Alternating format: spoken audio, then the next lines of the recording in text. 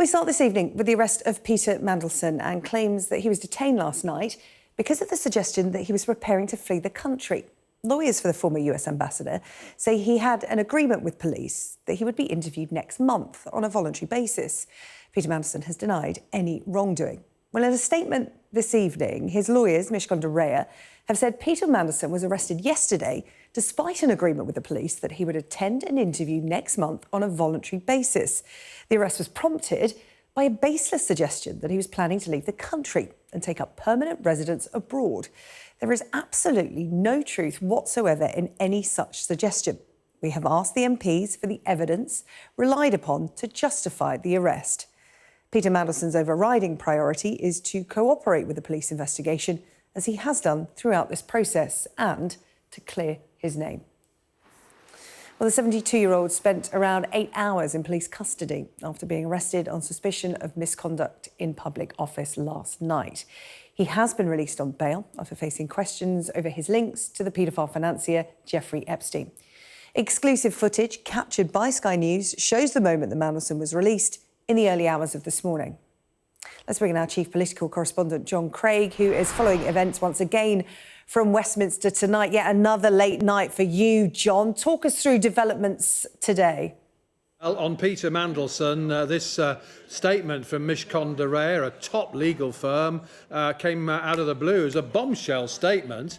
But of course, the claims made in it suggests that that's why he was arrested in the broad daylight in the middle of the afternoon, and not perhaps interviewed by prior arrangement. Of course, some politicians have criticised the fact that the police turned up in broad daylight, knowing there were cameras there, and made a very public arrest. Now, our sources do rather corroborate what Mishkonda Raya are saying. Our sources are telling us that Scotland Yard did indeed plan to interview Mandelson under caution, and the interview was expected to take place in a fortnight, we're told. Apparently going through laptops is proving very time-consuming, and it would not have required his arrest, we've been told. But on Monday morning, everything changed.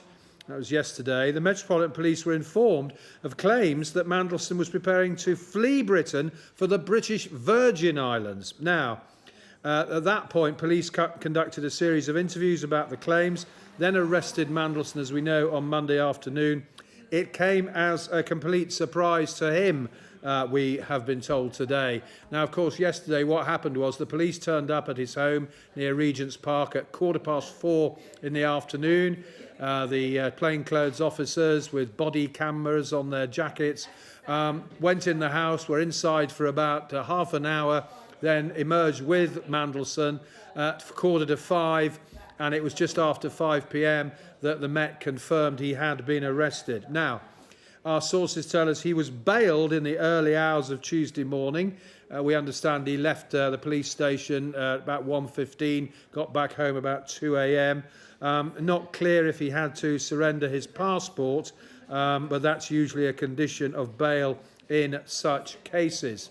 Now, there was a bizarre report, since denied, that the reason for the arrest was, in fact, that the Lord Speaker, that is Michael Forsyth, the former Thatcherite cabinet minister, Scottish secretary, back under in the major years, a minister under Margaret Thatcher, one of her true believers, just succeeded Lord McFall, another Scot, as Lord Speaker only a few weeks ago. One of his first tasks was to announce that Lord Mandelson, as he then was losing his peerage and quitting the House of Lords. Now, it was reported that the Lord Speaker tipped off the Metropolitan Police that Mandelson was about to flee the British Virgin Islands. Not true, insists Lord Forsyth. In a statement to Sky News, a spokesperson for the Lord Speaker has said this: any suggestion at all that the Lord Speaker received information about Lord Mandelson's movements or communicated any such information to the Metropolitan Police Service is entirely false and without foundation. So we have this, what is an absolutely bizarre story. The fact is that Lord Mandelson was arrested and bailed, we understand, spent about 8 hours with the police. But plenty of politicians we've spoken to have questioned why it was necessary to have that very public arrest yesterday afternoon. And now we have from his lawyers an explanation as to why it happened. And that police sources, our sources, have corroborated the story broadly. And it's another bizarre twist in the story of Lord Mandelson and his connections to Epstein. And, of course, he denies any wrongdoing. And he said, actually, according to his lawyers, that he wants to... the statement ends by the solicitor's statement saying that they've asked police for the evidence for what's happened. And his overriding priority is to cooperate with the police, as he's done throughout this, and to clear his name. So Lord Mandelson is insisting he wants to clear his name. But this has been a bizarre development and a bizarre twist to this whole saga. Yeah, I'm sure there's more to come. OK, John, thank you, John Craig, following events for us from Westminster tonight. Well, earlier today, the Foreign Secretary told Sky News that Peter Mandelson should never have been appointed as ambassador to the United States. Yvette Cooper was speaking exclusively to our political editor, Beth Rigby. I've been really clear. Peter Mandelson should never have been appointed as ambassador to the US, and I think some of what has been so deeply frustrating about all of this is that really at the heart of all of this should be the victims of Epstein. As a woman at the top of the government, seeing this unfold, seeing the emails between Mandelson and Epstein, there's one when Mandelson asked Epstein how Freedom is feeling, and Epstein replies she feels fresh, fruity and creamy, or sorry, fresh, firm and creamy, and Mandelson replies, naughty boy. I mean, how do you respond? I mean, it just makes me so angry. Look, I'm not going to cut across. There's a whole series of police investigations, a whole set of other things, but that makes me feel so angry. The only on-record quote from Peter Mandelson that we have had since this scandal began is him talking about his relationship with Jeffrey Epstein. Peter Mandelson saying, "I was wrong to believe Epstein following his conviction and to continue my association with him afterwards. I apologise unequivocally for doing so to the women and girls who suffered." Peter Mandelson has not publicly commented since the police investigation began, and he has previously denied any wrongdoing. Meanwhile, on what has been an historic day in Westminster, MPs backed the release of documents on Andrew Mountbatten Windsor's appointment as a UK trade envoy. The King's brother was released under investigation last week following his arrest on suspicion of misconduct in public office. He has denied any wrongdoing. Here is John Craig's report. The police search for evidence goes on. 5 days after Andrew Mountbatten Windsor's arrest on suspicion of misconduct in public office, officers continue to search his former home, Royal Lodge in Windsor Great Park. And in Parliament, in a rare debate on the fallout from the Jeffrey Epstein scandal, the government backed a demand for the disclosure of files about Andrew's appointment as a trade envoy. Can there be many people more symbolic of the rot that eats away at the British establishment than the former Duke of York and Special Trade Envoy, and the former Business Secretary, First Secretary of State and Ambassador to the United States? Their association with Epstein and their actions on his behalf, while trusted with the privilege of public office, are a stain on our country. The minister responding was brutal about the former prince. A man on a constant self-aggrandising and self-enriching hustle. A rude, arrogant and entitled man who could not distinguish between the public interest, which he said he served, and his own private interest. With government backing, the Liberal Democrat motion demanding the release of all papers on Andrew's trade envoy appointment and documents about due diligence and vetting was approved without a vote. The former prince was appointed as the government's special representative for international trade and investment by Prime Minister Tony Blair in 2001.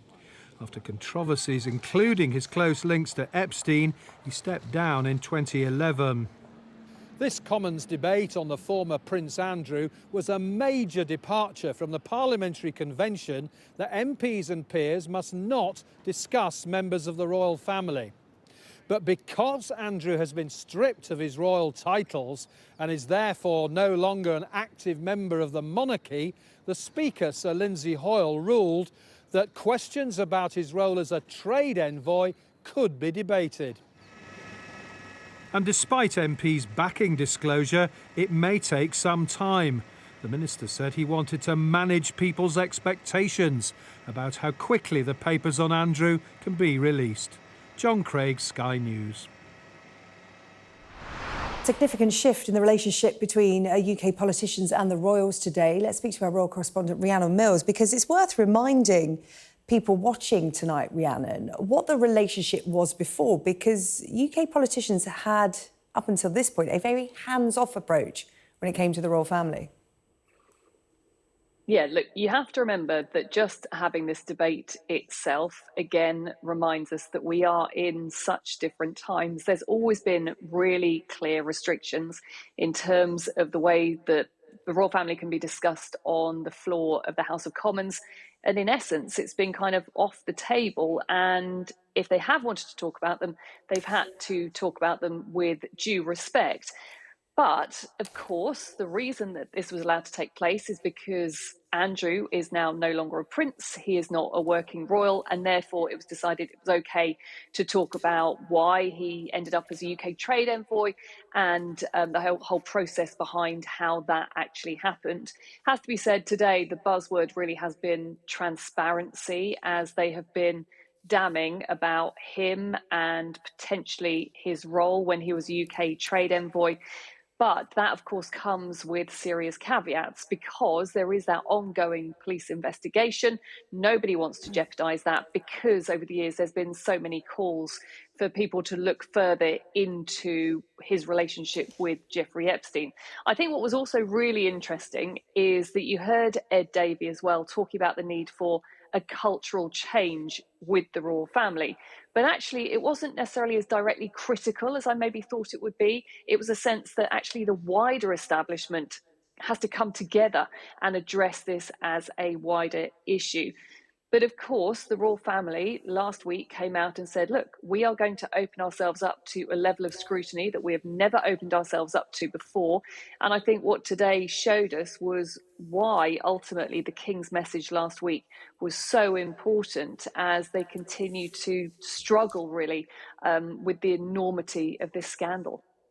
Rhiannon, thank you so much. Rhiannon Mills there, our royal correspondent. Well, just how significant is this? Let's bring in Professor Kate Williams, a royal historian. Kate joins us now. Kate, good to see you this evening. You'll have been watching events closely in the palaces of Westminster today. As I was just discussing there with Rhiannon, UK politicians have until now operated a very hands-off approach to the royal family. It's worth reminding people watching why it has been that way for years.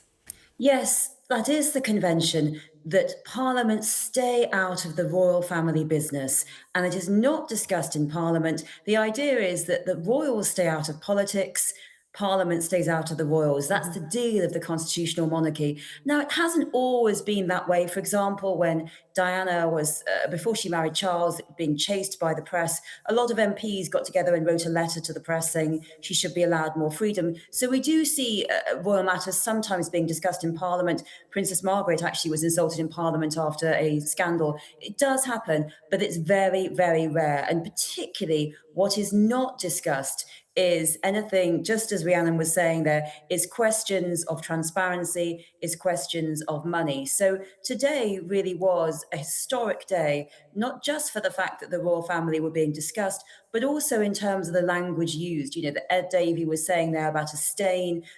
Andrew was being also described as someone who was, who was rude and arrogant and entitled. Yes, he is no longer a royal, so he can be discussed in Parliament. But what this does, I think, is open the door to possible further discussions about the royal family. And certainly something that's been discussed more and more over the past couple of weeks is that Andrew should be removed from the line of succession. He's currently 8th in line to the throne, so he is quite close to the throne, that he should be removed from the line of succession. He should have the title of Duke of York formally removed from him rather than stepping back, and only Parliament could do this. It has to go through Parliament, just like Edward VIII's abdication in 1936. So that will be something I think that Parliament will be saying, we are happy to discuss. Yeah. Do you think this is a one-off? As Rhiannon Mills was pointing out there, Andrew no longer a prince, so in essence no longer royalty, so makes it a little easier for UK politicians to step into this debate, this uncharted territory. Do you really think that it could be a shift? Because essentially the monarchy are there at the sufferance, at the grace of UK politicians and indeed the public. I mean, that is the absolute million-dollar question. What is going to happen next? We're very much in uncharted waters. As you were saying last week when Andrew was taken into custody, the history of royals in prison, they're normally put there by other royals, and the royals are sort of controlling the operation. Now, the royals are not in charge. The king didn't know about Andrew's arrest. They've stepped back, and anything could happen. And I do think we are nearing the possibility of a wider discussion about the royal family in Parliament, because in the end, the MPs are our public servants, and I think it depends on their inboxes. Andrew was arrested during parliamentary recess. It may be that many MPs have come back to work on Monday. I know they were, come back to Westminster. They were obviously working last week, but with a lot of emails from their constituents. And public opinion matters, and public opinion matters to the MPs and the royal family. And the royal family, they're not like, the rest of us. We're not judged on sales figures or productivity targets. They're judged on perception and message, how they're perceived. And that is something I think that is a problem at the moment. Surveys have been done saying that some people don't think Charles moved fast enough, that young people in particular are very, very turned off about the monarchy at present. So I think that, a lot of questions may come out of this about, Rhiannon was talking there, transparency, about money, about funding, all these questions. Let's talk about that, because in order for the monarchy to survive, accountability and transparency, that's what they're always pulled up on. Whether it's the smoke and mirrors of the roles they take, for instance, the then Prince Andrew taking on this trade envoy role, we're led to believe that we may well get documents to explain why he got that role. We always talk about the royals and soft diplomacy, but again, smoke and mirrors, we don't really know what they do, how they're qualified for it, and also finances as well. Andrew's finances coming into question today. Again, accountability, finances, transparency, the uncomfortable questions that are never asked of the royal family. Do you think the door has now been opened for those questions to be asked, and indeed for the royal family to start asking them if they want to be here in decades to come? I think this is absolutely the case. I think people are going to be saying, whatever happens with Andrew's investigation, of course, innocent until proven guilty, whatever happens, wider questions of the monarchy, of how the monarchy's servants and household staff, can they challenge the monarchy? And also questions of funding, where the money comes from. People are beginning to ask this very important question: where did that money for Miss Giuffre's well-deserved settlement? Miss Giuffre went through terrible suffering. She deserves that settlement. But where did that money come from? Did any of it come from money that might be defined as the public purse? That's never been clearly answered, has it? No, and, obviously we don't know much about the major funding of the royal family, which is the Duchy of Cornwall, the Duchy of Lancaster. There's been various exposés about, NHS ambulances being charged money, and how money at Dartmoor prison, I believe. And did some of that money go to Virginia? This is the question. She deserved that money, absolutely. Some big questions that plenty of people have answers to. Professor Kate Williams, we're going to have to leave it there, because we are now going to cross to Capitol Hill. We are hearing from survivors of Jeffrey Epstein. They are speaking ahead of the State of the Union. Let's listen in. Are not going away. This is an issue about who we are as a people, who we are as a country. Is this a place where billionaires can get away with abusing children? Or are we a country of laws, of accountability, of basic morality? We reject the rotten corruption at the heart of this broken administration. We will not stand for their lies and for their cover-up. We will stand with these women until they get the justice that they're owed. And I am so proud to be here with all of you and to turn this podium over to a champion for justice, Congresswoman Pramila Jayapal. Thank you so much, Whip Clark, for your incredible leadership. Thank you to the DWC and Chairwoman Leisure Fernandez. And most of all, thank you to the survivors who have just continued to push for justice. You are inspiring all of us. And I especially want to thank and recognize my constituent. Come up here and stand next. My constituent and an Epstein survivor, Marika Chartouni. Marika is, first of all, known by the survivors as the sleuth of the survivors. She has looked at all the documents and has been an incredible help to me as I have been looking at them as well. And she was also one of the first to answer the FBI's call in 2019 to talk about what she suffered at the hands of Jeffrey Epstein. And I'm just so grateful to you, Marika, for being here today. When Attorney General Pam Bondi appeared before the House Judiciary Committee 2 weeks ago, the world saw her turn her back on the survivors rather than apologize for the pain that her Department of Justice has caused them. Today, the world will see Donald Trump have to face these survivors right there in the House gallery and answer for why ambassadors and princes have been arrested in other countries, but here in America, not a single investigation has been announced into the pedophiles and the predators of Epstein's horrific sex trafficking ring. He must answer for why the Department of Justice has still refused to release 3 million remaining files, and why they continue the massive cover-up of a depraved Epstein class. He must answer to the people across the country and the world who see that powerful predators in government, academia, finance, and law have all been part of abusing and raping young girls and joking about it with zero accountability. No, Donald Trump, this is not a hoax. We are not moving on from this. You have not been exonerated, nor have any of these predators. We are here today, many of us in white, because women know what it means to be silenced, dismissed, and pushed back, and we are not going to stand for it. These survivors, as Lauren said to me, are shaking the earth with their strength. And because of them and the public that is standing up with and for them, we see the cracks emerging. We demand investigations right here at home into predators like Leon Black, Steve Tisch, Jess Staley, and so many more.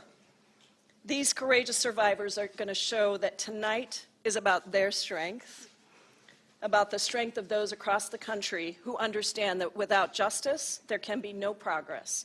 So tonight is about our movement that will not stop until we get truth, transparency, and real accountability. And now, let me pass it over to our wonderful ranking member of the Judiciary Committee, Jamie Raskin.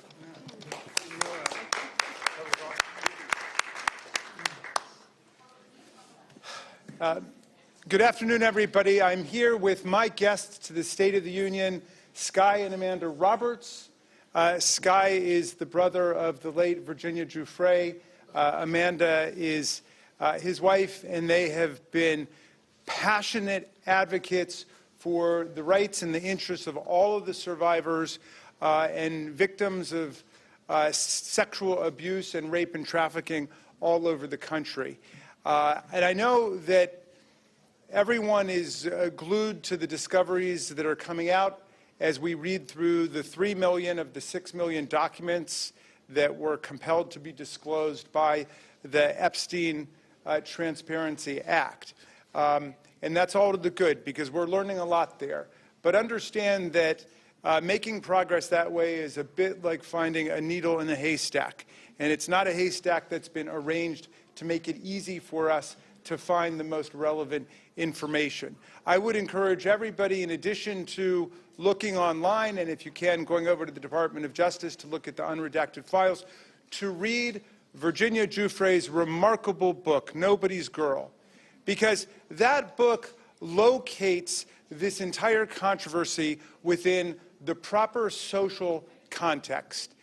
She was a victim of child sex abuse before she got into the hands of Jeffrey Epstein and his sex trafficking ring with Ghislaine Maxwell. She was a victim of trafficking and rape and sexual abuse there, and she continued to wrestle with those issues throughout her life. And if you ask the question why this issue is not going away, it's not going away because there are millions of people across America who have suffered the same kinds of abuse, rape, trafficking, and exploitation that Virginia did, and the women who are members of the Epstein survivor movement did. And there have been scandals at Michigan State and Ohio State and within many churches, within the Boy Scouts, in all of our hometowns. That is the social basis for this movement and why Donald Trump is not going to be able to sweep it under the rug. This is why, despite all of her stony cold indifference, Pam Bondi is not going to be able to make this go away. We have an entire country of survivors and people who are allied with the survivors, and we are going to insist that the truth come out, that justice be done, and the perpetrators be held accountable in every single case. That's the importance of us getting through this documentation to the underlying facts, and I want to thank all the survivors here for waking up every day, just like the people of Minneapolis, and going right back to the front lines of this fight. And tonight, that includes the State of the Union address, where the President is going to have to see that this is a nation of survivors and their allies. Thank you very much, Pramila. And now Sky and Amanda Roberts.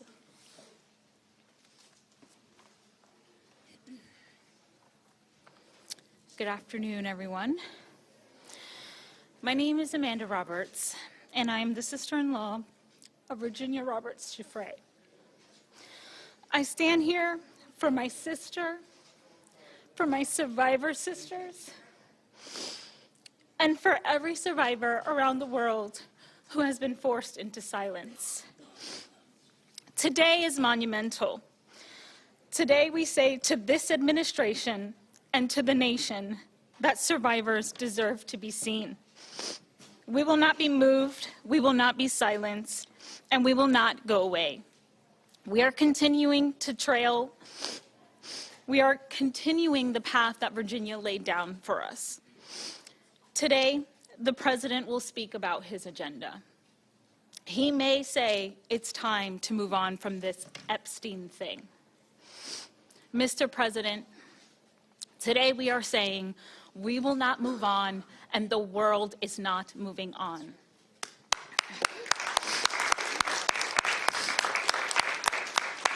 The world clearly sees the pattern in how this administration has treated survivors with disgrace, contempt, and dismissal. But I want to speak directly to the American people. This moment is about all of us. The state of this union, the state of survivors, and the state of our country. And many of us feel dismayed, disrupted in spirit by the intentional chaos that has been created to distract us and desensitize us to the harsh realities of Jeffrey Epstein, Ghislaine Maxwell, and the horrific crimes committed by their rich and powerful friends. Today, as Americans, we find ourselves at a crossroads. We have a choice to make. As American people, what do we want for our future, and what do we want for our children?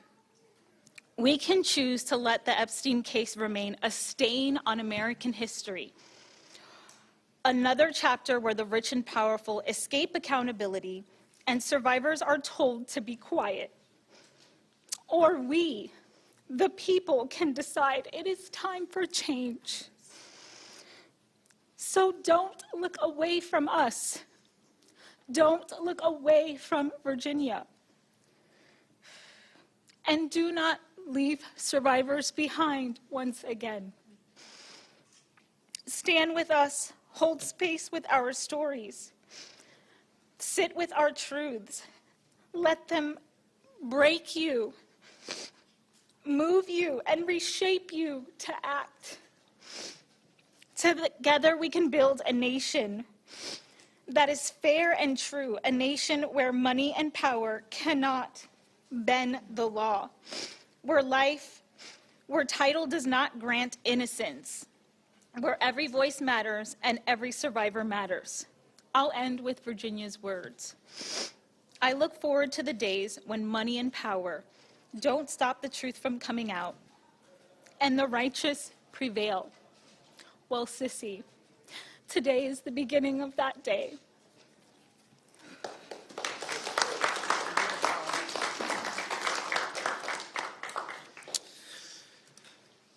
Hey everyone, my name is Sky Roberts and I am the brother of Virginia Roberts Giuffre.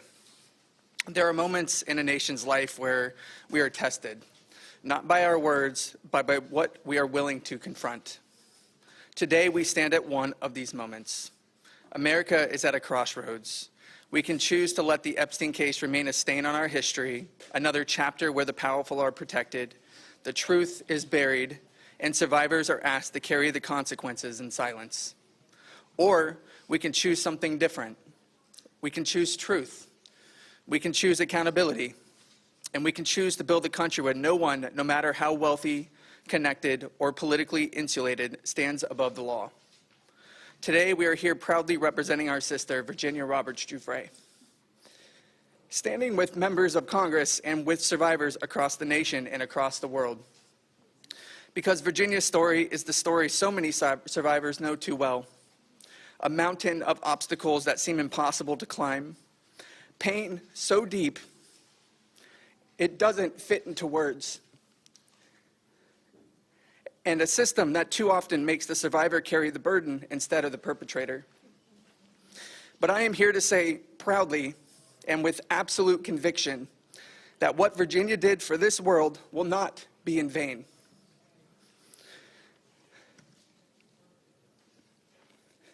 She may have left this earth, but her soul is still here. It lives in every survivor who decides to speak. It lives in every victim who is still finding their voice. And it lives in every person who refuses to accept a country where exploitation is met with impunity. Virginia did not just survive, she fought. She pushed back against a culture of silence. She forced the world to look at what it wanted to ignore. And she proved what happens when an ordinary person decides they will not be erased. So today, I invite the world into this community, not as spectators, but as participants.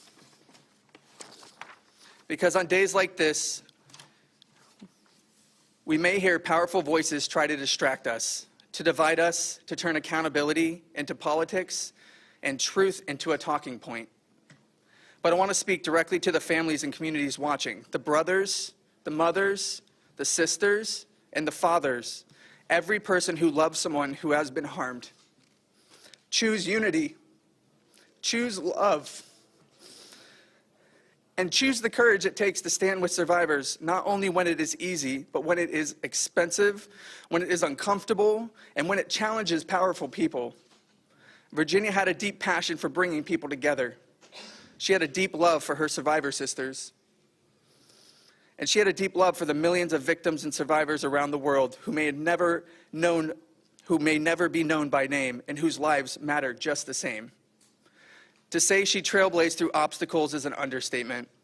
Virginia helped build a road for survivors to walk toward truth, toward dignity, toward justice, and we are here today to carry her torch down that road. We are asking Congress, the public, and every institution with the power to act to carry that torch with us. And that brings me to why we are here, not only to speak, but to demand action. If we truly believe survivors deserve more than sympathy, if we truly believe justice should not depend on status, then we must put it into law. That is why we are calling on Congress to advance Virginia's law. Virginia's law is about saying clearly that the rules that protected abusers and traffickers for decades will no longer stand. It is about closing the gaps that powerful people exploit.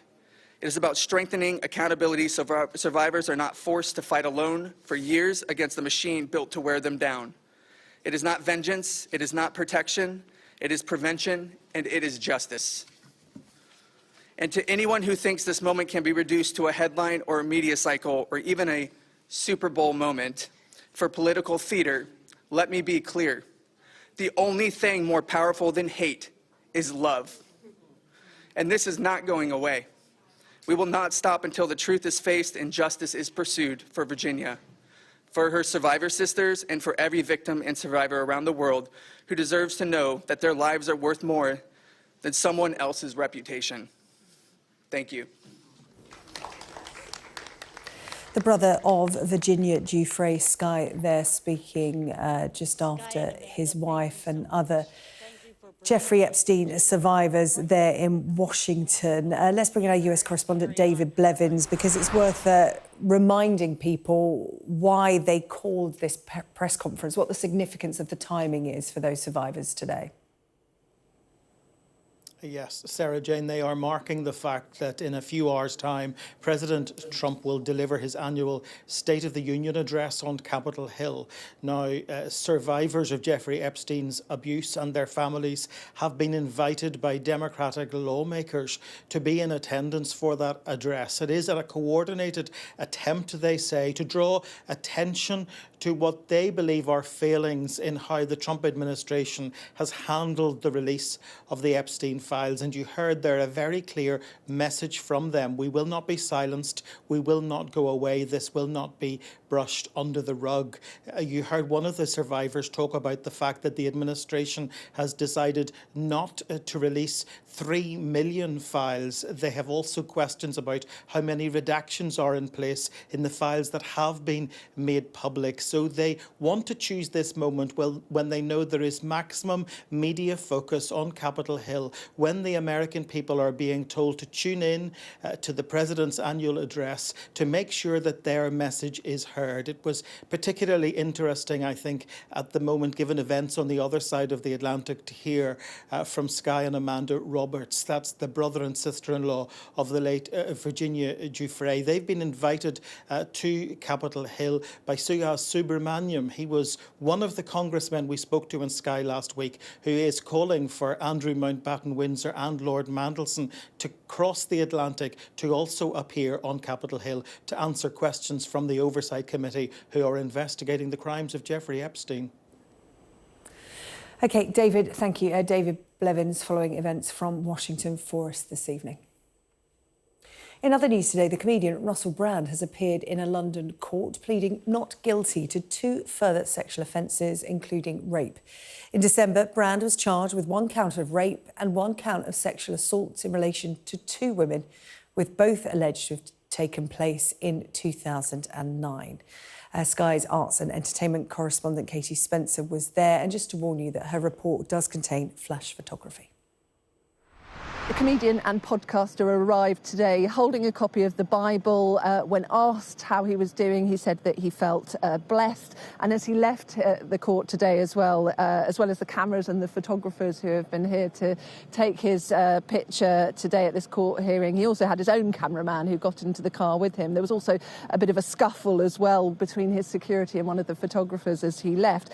Russell Brand has consistently denied any wrongdoing since the allegations first were made public back in 2023. Just before Christmas, it was announced that he would face 2 further charges of rape and sexual assault against 2 women in 2009. Today, he was asked how he would be pleading to those charges, and he said he would be pleading not guilty.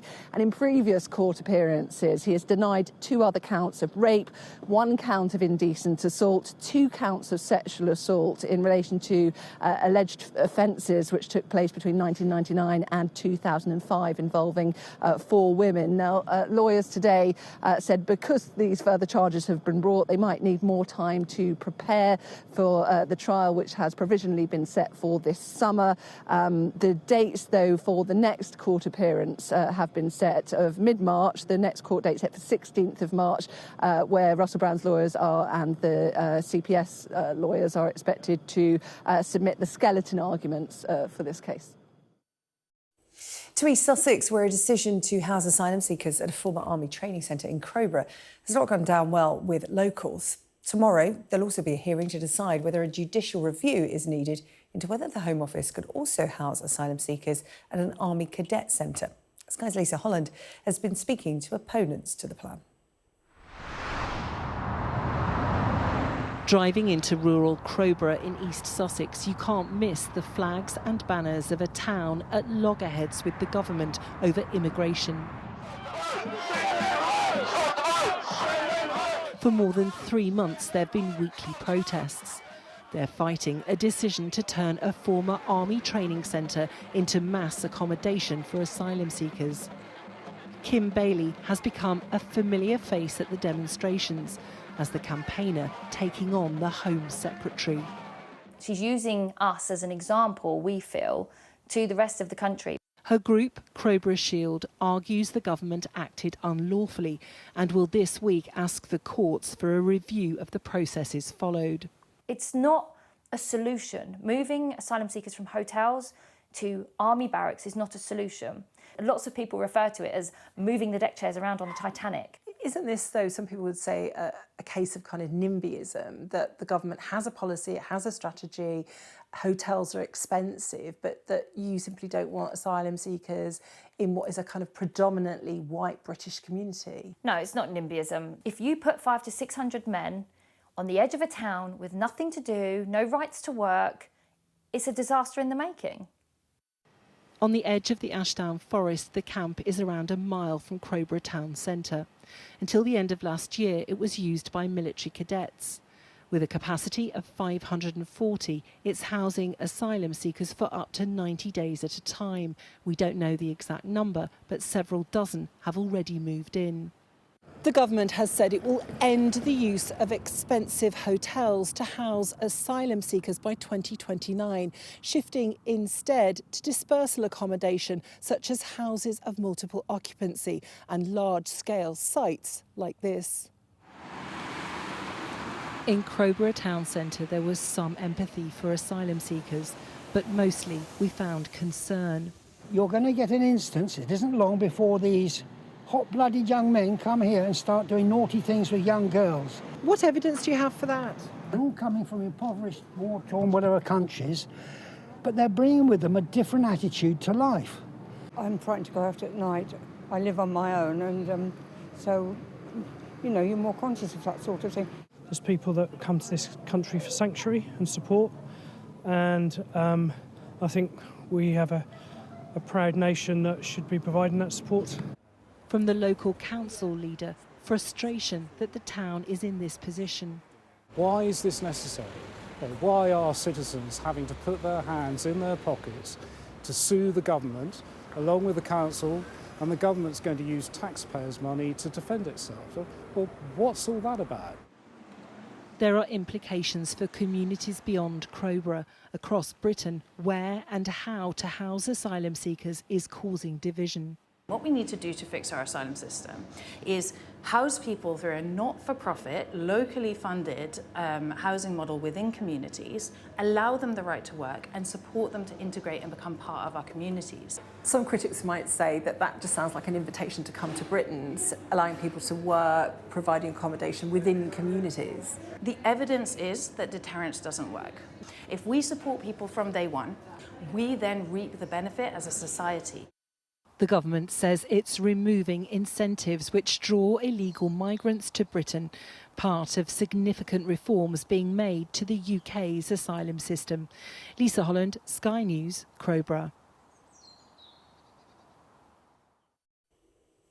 Now, when it comes to social media platforms, Reddit often flies under the radar. Reddit is basically the internet's giant message board where almost anything you can think of is posted and discussed. And that's the problem. Today, it has been fined more than £40 million by the Information Commissioner's Office for failing to keep children safe. Science and technology reporter Mickey Carroll has more. Reddit, the internet forum, has just been hit by the biggest fine ever issued by the UK's information watchdog. So the ICO, the Information Commissioner's Office, has hit Reddit with a £14.47 million fine over what it says are children's privacy failures. So this is all about how Reddit verifies its users' ages. So when you create a Reddit account, you're asked for your birthday, and the platform then believes that you're telling the truth. It doesn't test you any further, it just accepts that what you say is your birthday. But that means, according to the Information Commissioner's Office, that there are a lot of children who are easily able to access the site, and they could well be under 13, and therefore, this is the crucial bit, having their data processed by Reddit, which is illegal. So in the UK, we have a digital age of consent, which is 13, and that means that when you turn 13, you're able to say to a platform, you can process my data in return for me using your services.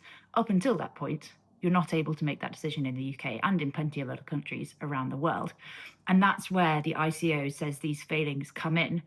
So the Information Commissioner said that it's concerning that a company the size of Reddit has failed in its legal duty to protect the personal information of UK children.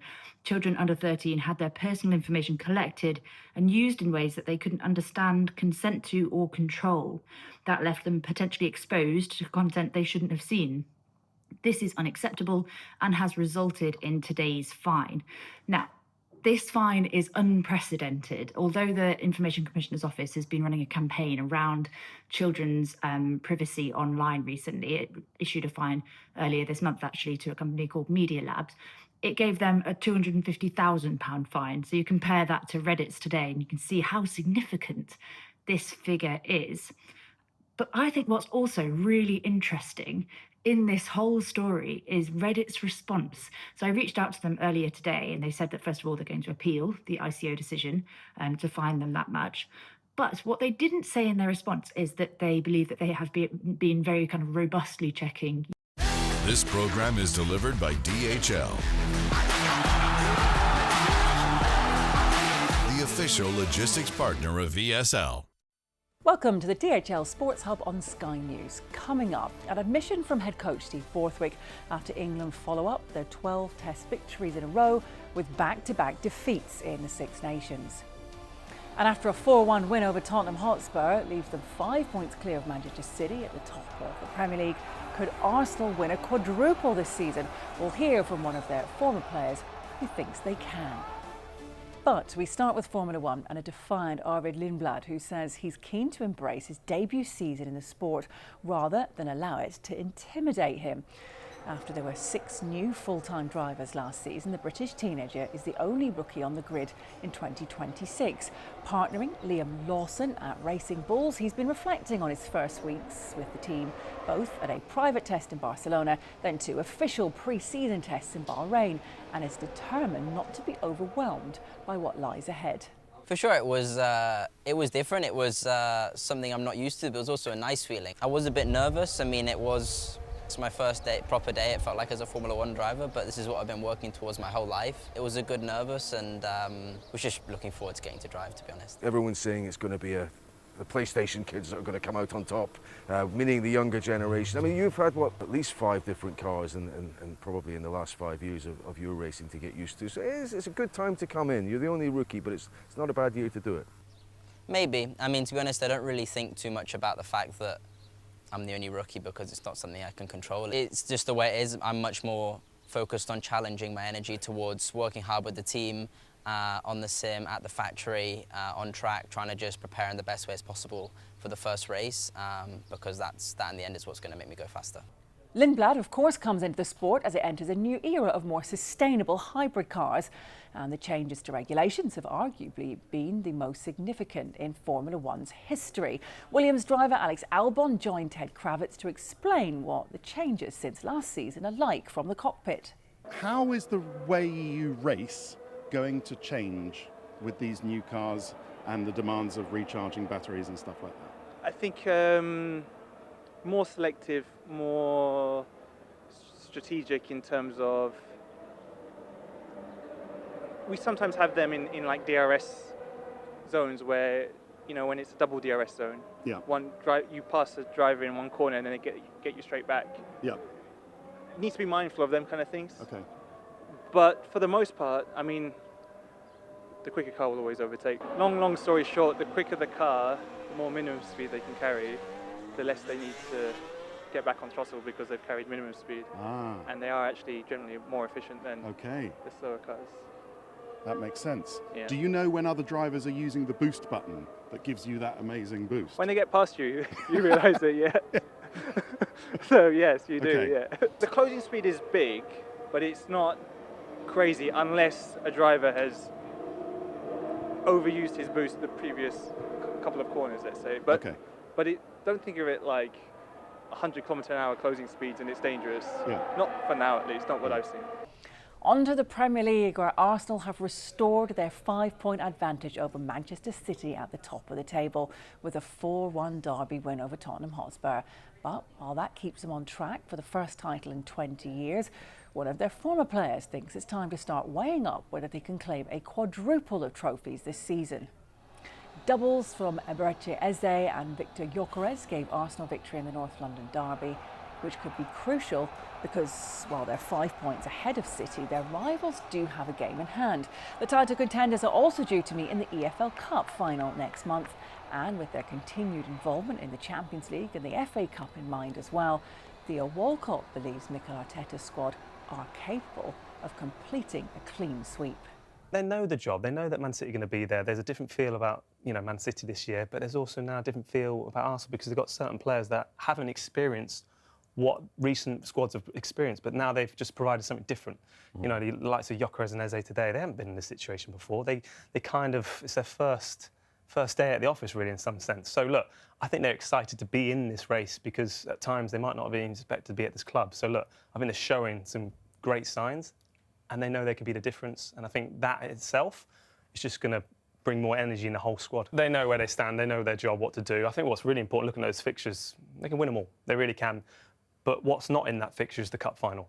And that's the way I feel like we'll set where Arsenal are going to do this year and they're going to determine what's going to happen. And at this stage of the season, with the cup final a month today, when do we start talking about a potential quadruple for Arsenal? I think we are now, aren't we? I think we are now. I think it's... Why would you not believe in that? You look at where they stand in the cup final, top of the Champions League, of course, top of the Premier League.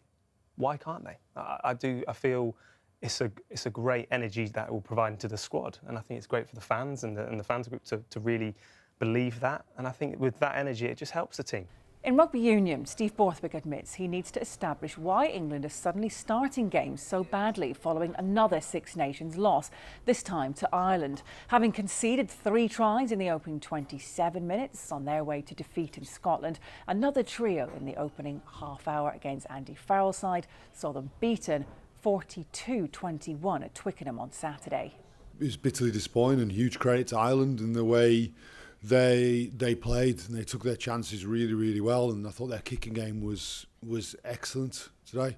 This team's been very, very good for quite a long period of time now at games that are tight. Even if we go a score or 2 down, then been very, very strong in that second half and always find a way to win that second half. Fortunately, for 2 weeks now, we've given ourselves a mountain to climb. We've given the opposition too many points early in the game, and we've not got scoreboard presence. And so we'll be looking closely at that and essentially how I set the team up to make sure that doesn't happen again. Team GB's squad have returned home to a hero's welcome after enjoying their most successful Winter Olympics at the 2026 Games in Milan and Cortina. Matt Weston led the team out at Gatwick Airport after his 2 skeleton golds, including one with Tabitha Stoker in the mixed team competition. Snowboarders Charlotte Banks and Hugh Nightingale brought back the country's first Olympic win on snow as the group claimed 5 medals in total and finished 15th overall. Just this welcome has been completely overwhelming. I don't think it's quite hit me yet just how much the nation have got behind us, and that's just incredible, especially for our sport that's quite niche. We don't always get that much attention. To see like the impact that we've had on people at home, it's just so touching. It's been immense, you know, with everything going on and all the support back home, and It's just a crazy thing to think that I'm a gold medalist now, and it's been a long journey, and it's just a great thing to happen. And an emotional homecoming. Your auntie and uncle are giving you a big hug. Yeah, it was a good surprise that they came out, and it's great that all these people came out to support us and see us come back home, and it's just a great feeling. As well as a trio of gold, Zoe Atkin took bronze on the final day of the competition in the free ski halfpipe, allowing her to emulate her sister Izzy's achievement 8 years ago in Pyeongchang. The men's curling team also claimed silver, just as they did at the 2022 Games in Beijing, but they were surprised by how much support they had from back home on their way to reaching the podium again. This is busier than I was expecting it to be, so yeah, it's obviously pretty exciting for us to see that we've inspired some people to come along and support us when we get home. Grant, when you're out there and you're in your own bubble, I'm not sure if you're fully aware of how back here people have been glued to curling for hours straight every day. I know we weren't at all, but then obviously towards the playoff you started getting a feeling of it. You so many messages, and yeah, after the game finished on Saturday with just like thousands of messages, which really kind of comforting considering the loss, and yeah, amazing to feel that support from home. And look, you've come back with the same colour around your neck as you did 4 years ago as well, and I know you're bitterly disappointed you went there for the gold, but now the dust has settled, can you look at your silver medal and think, do you know what, it was a great Olympic? Yeah, like the grind that we had to do throughout the round robin, just, you know, it was out of our hands to even qualify, and we needed other teams to do that or kind of help us out, and then yeah, to win that semi-final was pretty special, so I'm pretty proud of what we've got. This program is delivered by DHL, the official logistics partner of VSL.